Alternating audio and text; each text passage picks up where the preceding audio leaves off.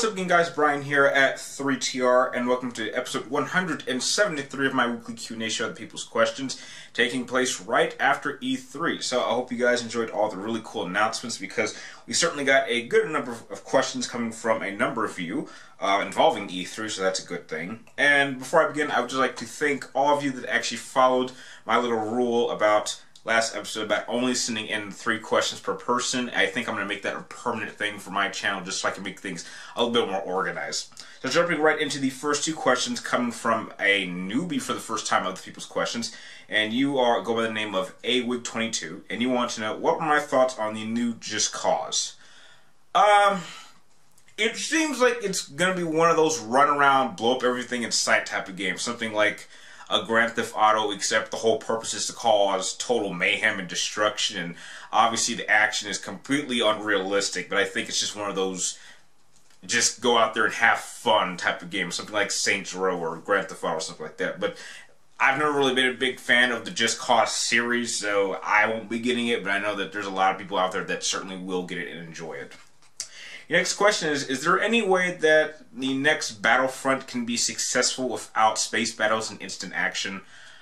Yes, I do. If they added a campaign, if they added more factions, I really don't like how everyone likes to bash on the prequels so much. I don't do that, because the Clone Wars was a pretty crazy time, and in many cases it was much more chaotic than the Galactic Civil War during the original trilogy. And so the fact that we're going from 4 factions in the previous 2 Battlefronts to only 2, and just the fact that you make these really big maps and you can have up to 24 people, I believe there's 24 people, I may be wrong, and you can have these little shootouts, and the fact that it's online only, these are just things that I don't like in my games. It just doesn't have a long-term value to me, and I don't, it's one of those games that you have to play it when it comes out, otherwise you can't really enjoy it.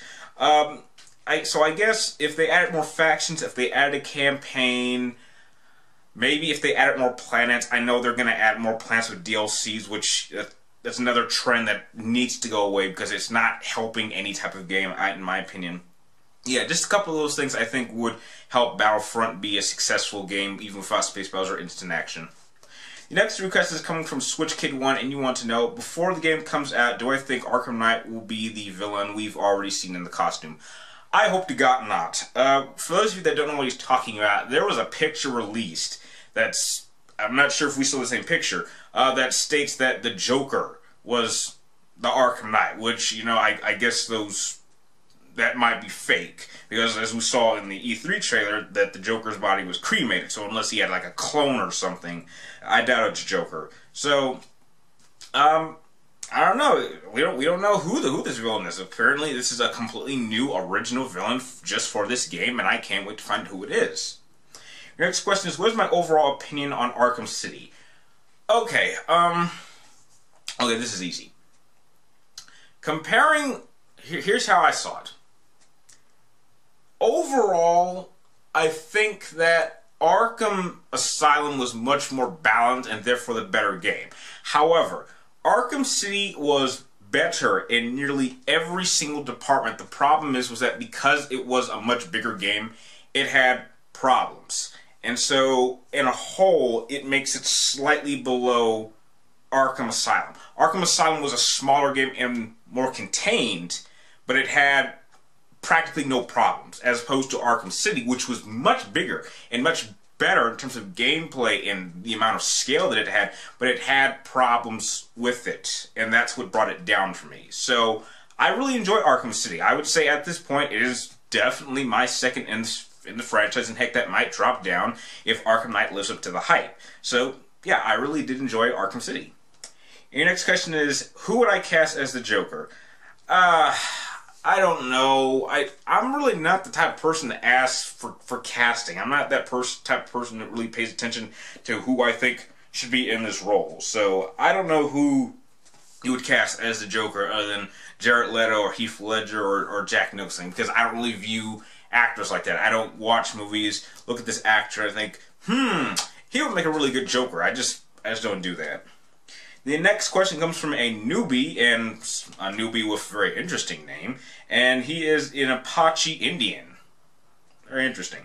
You want to know, what do I think of Kiefer Sutherland as Big Boss so far? I don't mind that Kiefer Sutherland is the voice for Big Boss. I just don't really like how Hideo Kojima kind of gave his explanation as for why he picked him. Personally, just as a fan, I understand that by this time Big Boss would have a different voice. Makes perfect sense. I mean, if you even go back and play Metal Gear Solid 4, Richard Doyle did the voice of Big Boss in that game. And it makes sense that as Big Boss is, gets older, his voice is going to sound different than David Hayter's.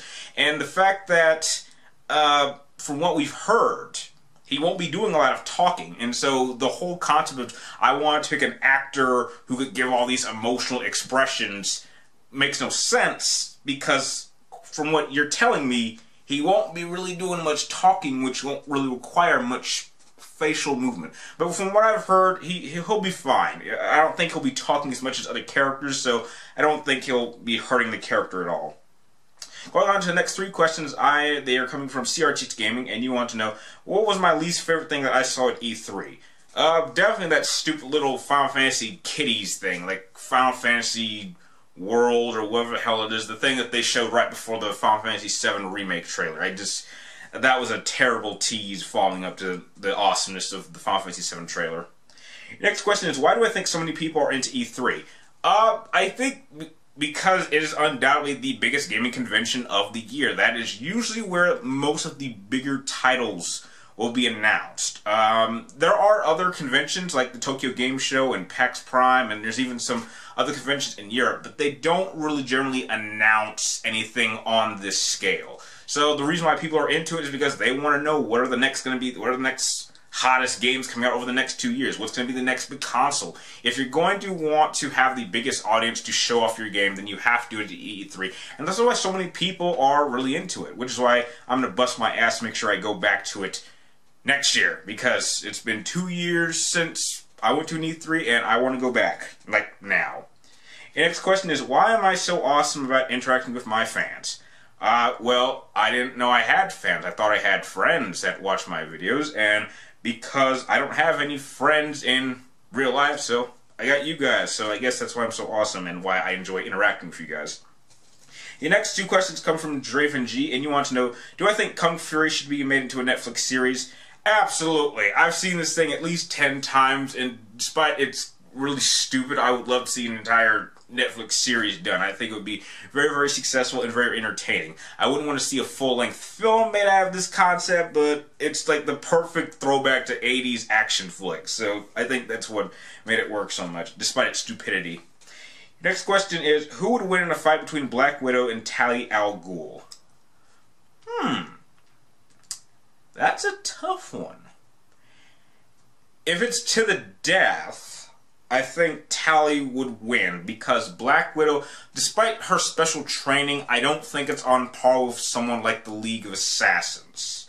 And Talia has been trained practically since she was a child, which would mean that she is going to be fighting to the death against Black Widow. And although Black Widow is an agent, I'm not sure if she's been trained to that degree of lethality.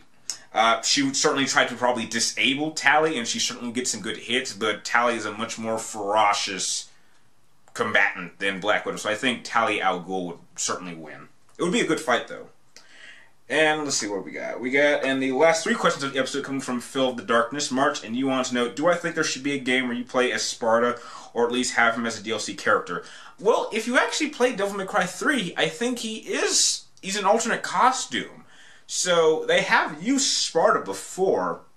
Do I think they should make a game around him? Absolutely. As long as it's old school Sparta and they don't try to, relate it to that DMC shit, then I personally would not have a problem with that.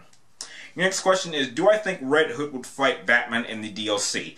No. No, not at all. From what I've read in the comic books, I don't really think that Red Hood really has a major gripe with Batman. I mean, in certain storylines, he's a little bit upset that Batman didn't avenge him for what Joker did to him. But if you actually know the one story that involves Red Robin, you would find out that, spoiler alert, that wasn't really him. That was actually Clayface pretending to be Red Hood. So, no, I don't think you will be fighting Batman in this at all. I don't think that. And the last question of the episode is, have I seen the trailer for Justice League Gods and Monsters? Yes, I have, and I've heard a lot of people really hate this. I think this is definitely a very interesting twist for what they've done with Superman, Wonder Woman, and Batman, how they're completely different characters. These are not the traditional versions of the Justice League Big Three that we are used to, but I'm really curious to see what they do with this much more gritty, more violent version of the Justice League, this new interpretation. I'm real curious to see what they do with the Trinity. And with that, those are all the questions you guys sent for this particular episode. I'd like to thank all of you guys for making this episode exceptionally awesome. If you guys have any more questions you'd like me to answer in the next week's episode, be sure to type it in the comments down below. And remember, keep it to 1 to 3 questions per person. And if you like this video, feel free to like, comment down below, and please subscribe. Check me out in future episodes of People's Questions every Friday. And like always, thank you guys for watching. You're awesome, and I'll see you next time.